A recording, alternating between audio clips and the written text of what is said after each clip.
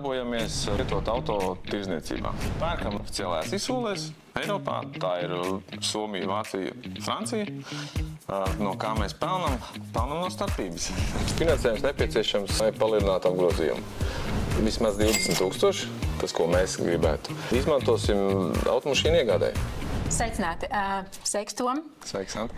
Šodien pie Postfinance ciemos ir uzņēmējs Toms no uzņēmuma CATM Cars. Šajā raidījumā mēs vēlamies atklāt un pastāstīt par to, vai tad Latvijas mazajiem uzņēmumiem Latvijā ir pieejams finansējums, un ja ir, tad uz kādiem nosacījumiem. Tom, vai tu varētu lūdzu iepazīstināt ar sevi, ar uzņēmumu, ar ko nodarbojas, cik ilgi? Jā, tā mani sauc Toms. Darbojos CATM Cars kā valdes loceklis. Uzņēmums ir dibināts 23. gadā, augustā, tātad pavisam jauns.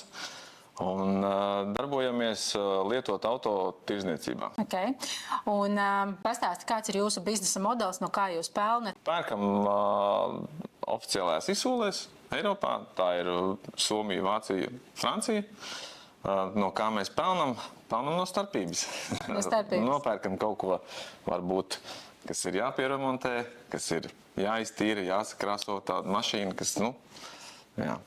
Bet tu man arī minēji aizkadrā, ka tāds biznesa modelis faktiski ir, ka jūs tagad jau vairs nebraucat uz vietas un nepērkat tās mašīnas klātienē, bet jūs piedalāties izsolēs, tad varbūt par to nedaudz vairāk pastāsti, ka tev patiesībā nekur nav jābrauc. Jā, šobrīd ir izveidots tā, ka tu jau visu vari darīt internetā, tev ir sadarbības partneri, kas ir transporta kompānijas. Tā kā es teicu, ir oficiālās izsoles, kur tu caur datoru internetā vienkārši nopērc kaķi maisā, un tad tev transporta kompānija viņu atved Latvijā.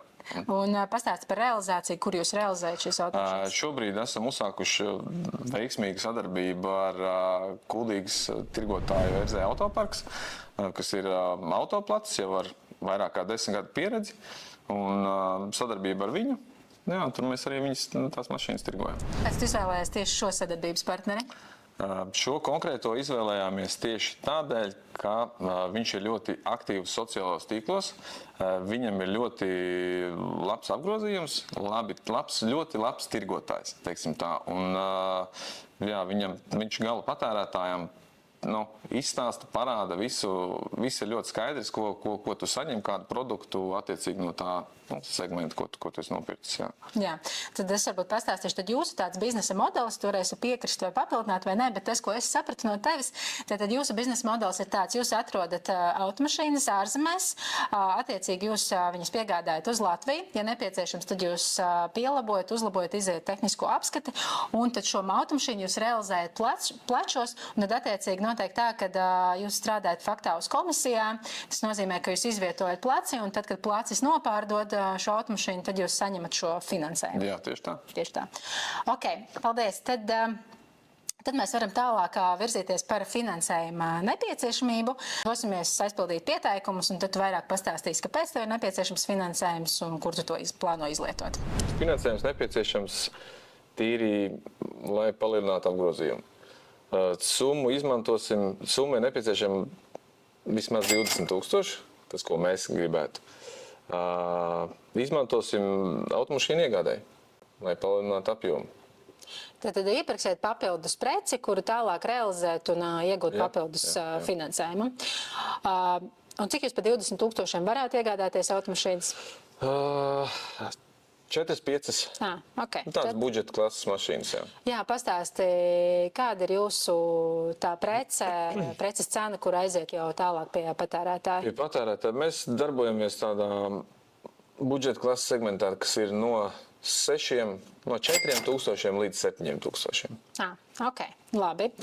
Tad par cik tu esi šobrīd ciemos pie mums, un šis ir Postfinance pētījums, tad pirmais, kur mēs aizpildīsim pieteikumu, protams, ir pie mums Postfinance. Tad šobrīd mēs atrodamies Postfinance mājaslapā, un šeit ir opcija izvēlēties pieteikties. Mūsu sistēma aizved uz pieteikuma formu, kurā kā pirmajā solī ir jānorāda nepieciešama aizdevuma summa, termiņš, kādā mēs vēlamies atmaksāt šo finansējumu.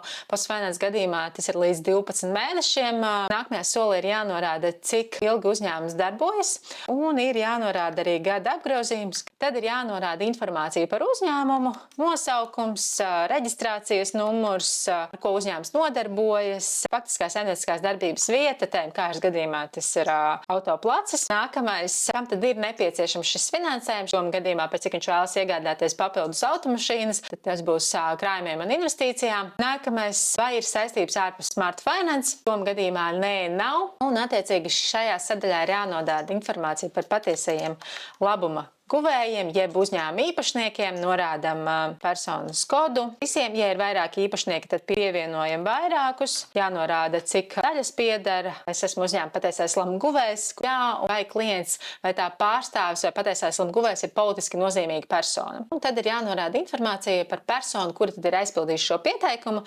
lai finansētājs varētu sazināties. Nākamais, un tad šeit ir jāapliecina, ka esmu tiesīgs pārstāvēt konkrētu uzņēmumu, apliecina, ka esmu saņēmis piekrišanas no visām personām, kuras esmu norādījis šajā pieteikumā, un esmu informēts, ka Smart Finance var veikt personas datu apstrādi. Jā, un spiežam turpināt.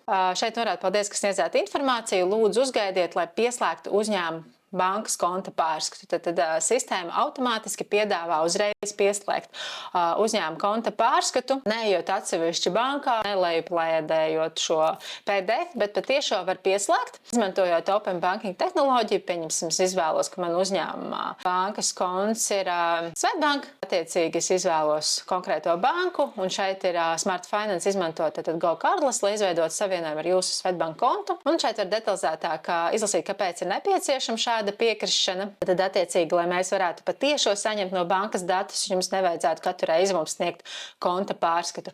Piekrist un turpināt, un attiecīgi pārvirza uz Swedbank autorizāciju, un jāievad lietotāja numurs, un jādod vienkārši konkrētiem kontiem piekrišana, ka banka var nosūtīt konta informācijas datus, jeb konta pārskatu patiešo mums, un mēs viņu analizēsim.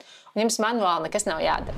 Tātad mēs esam aizpildījuši pieteikumus visās nebankās un arī lielākajās Latvijas bankās. Un padalies tom, kā bija, cik sarežģīti vai vienkārši bija aizpildīt šos pieteikumus? Nu, patiesībā tas bija ļoti vienkārši. Tas aizņēma aptuveni gan banku, gan nebanku sektorā aizņēma aptuveni ap 5 līdz 7 minūtēm. Super. Tad nākamreiz mēs ar tevi tiekamies, lai izanalizētu jau šos finanšu piedāvājumus, kurus mēs saņemsim, un mēs arī no savas puses dalīsimies ar viedokli, kurš tad tavam biznesam ir visizdevīgākais. Paldies! Kāda bija tava pieredze pēc pieteikuma aizpildīšanas? Process bija ļoti vienkāršs. Jā. Sazinājās principā viena kompānija tikai. Nu, tā kā mēs esam salīdzinoši jauna kompānija, dibināta 23. gadā tikai, līdz ar to mums finansējumu piedāvāja tikai 2 kompānijas. Cik tev viegli bija izanalizēt, kurš no tiem finansējumiem ir tev izdevīgs kā uzņēmējiem? Viens piedāvājums bija ļoti pārskatāms tādā ziņā, ka tur bija visi cipari arī minēti, gan mēneša maksājums, gan procentu likums, bet otram bija drusciņi slēptāka informācija, kur nebija mēneša maksājums, un tad es viņiem prasīju vēl, lai atsūta detalizētāk visus tos ciparus, kas man interesē, lai var izvērtēt detalizētāk to piedāvājumu. Pēc tam atsūtījāt jūs savu piedāvājumu. Jā. Jā, es viņu neiesniedzu, jo jūsu piedāvājums bija daudz pārskatāmāks. Nebija nekādi slēptie procentiņi un slēptās summiņas, kas nepārskatāmāks. Un tad automātiski es jau biju neizvēlējies līdz galam vēl, bet jau pārliecināts, ka jums ir labāks piedāvājums. Tad mēs varam šobrīd pateikt, ka no nebanku finanšu sektora tu saņēmi 3 piedāvājumus, 2 caur finanšu starpniecības pakalpojumiem un 1 patiešo no mums. Un sanāk, no šiem 3 mūsu piedāvājums Postfinance bija visizdevīgākais. Jā. Uz to brīdi. Okay. Tālāk mēs arī aizpildījām 3 lielākajās bankās kredīta pieteikumus. Jāsaka, ka pieteikuma aizpildīšana bija diezgan vienkārši. Ļoti ātra. pat, jā. Man bija Citadele, kas ļoti ātri reaģēja, ļoti ātri. Bet tur atsūtīja uzreiz ātri atteikumu, tāpēc laikam bija tik ātri. Otrais ātrākais, kas reaģēja, bija Swedbank. Jā. Swedbankā tur bija jāiesniedz vēl papildus peļņas zaudējuma aprēķins, bilance, nedaudz apraksts, kur mēs izmantosim tos iegūtos līdzekļus, un vispār darbības veidi bija jāapraksta. Un viss. Pēc tam sazinājās, jūsu banka ir SEB banka, vai ne? Mūsu banka ir SEB banka, jā. SEB bankai bija nedaudz jautājumu par peļņas zaudējumu aprēķinu pašu iesniegto dokumentu. Tad mums tur bija jāizskaidro nedaudz viss tas un tādi jautājumi. Kamēr mēs iesniedzām SEB bankā visus tos vajadzīgās atbildes, atkal pārtaisījām visus dokumentus nedaudz. Tad tikmēr jau bija arī no SVED atbilde, kad viņi nevar mūs finansēt. Kāds pagāja tas laiks, kad tu saņēmi reālu piedāvājumu no SEB bankas no pieteikuma iesniegšanas un kad tu reāli saņēmi piedāvājumu? 2 dienas. 2 dienas, ceturtdien. Tad otrdien mēs iesniedzām un ceturtdien tu jau saņēmi piedāvājumu ar procentu likmi, ar provizoriskām izmaksām, grafiku. Ja? Jā. Okay. Un Toma pastāsti, kurš tad no šiem sanāk, ka tev ir 4 piedāvājumi izteikti, 3 no nebankām, 1 no bankas. Kurš tavam biznesam ir visizdevīgākais, kā tu domā? Manuprāt, visizdevīgākais piedāvājums ir no SEB bankas.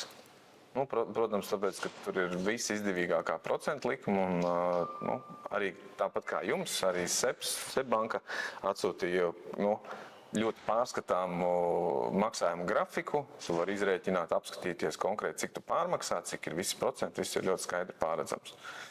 Jā, SEB banka piedāvā jūsu prasīto summu, kas ir 20 000 uz 3 gadiem, un tā procentu likme, ko piedāvā, tad bāzes procentu likme ir 7%, plus 3 mēnešu eiribors, kas uz doto brīdi ir 2,05%, un tad uz doto brīdi tad kopējā likme ir 9,05% gadā, un uz 3 gadiem faktā uz 20 000 jūs pārmaksājat 2866 eiro un 21 centu, kas, manuprāt, ir ļoti labs piedāvājums, ņemot vērā, ka tas ir uz 3 gadiem, un arī tev tas ikmēneša maksājums nebūs tik liels, te provizoriskais ikmēneša maksājums ir 635 eiro, jā, kas ir ļoti labi attiecībā pret jūsu uzņēmuma ieņēmumiem.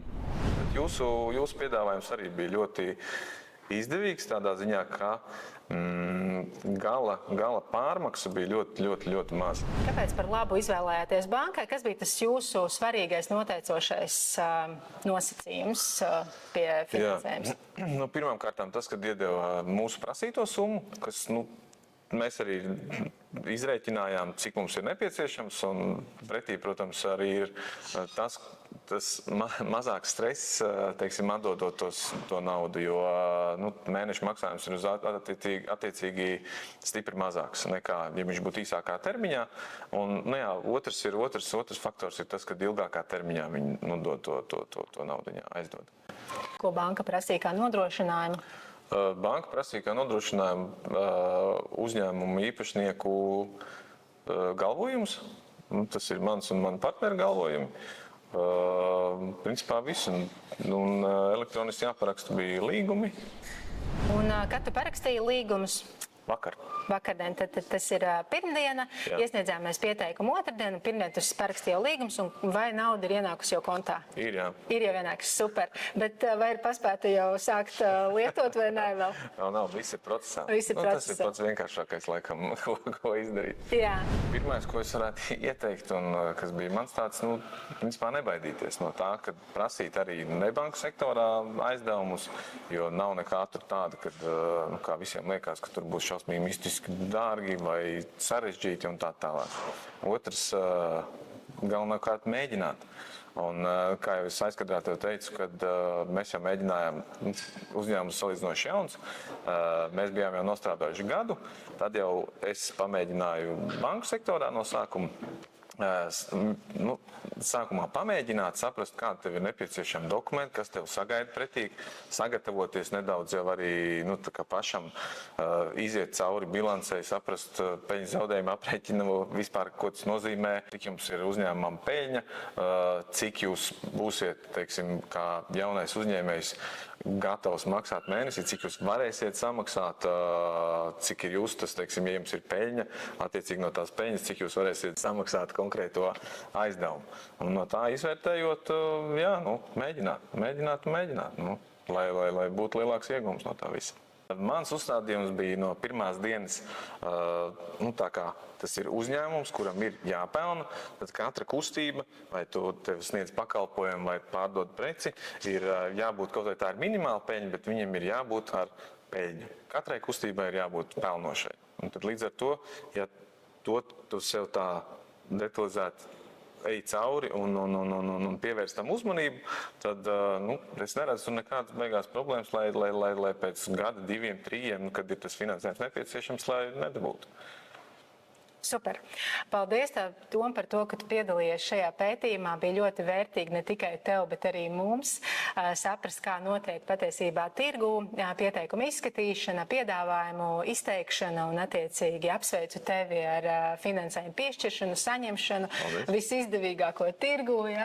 Esi saņēmis no bankas un lai tev uzņēmums plaukst un iet tikai uz augšu un lai tev veiksmīgs šis gads un arī nākamie. Paldies tev. Paldies par iespēju. Paldies.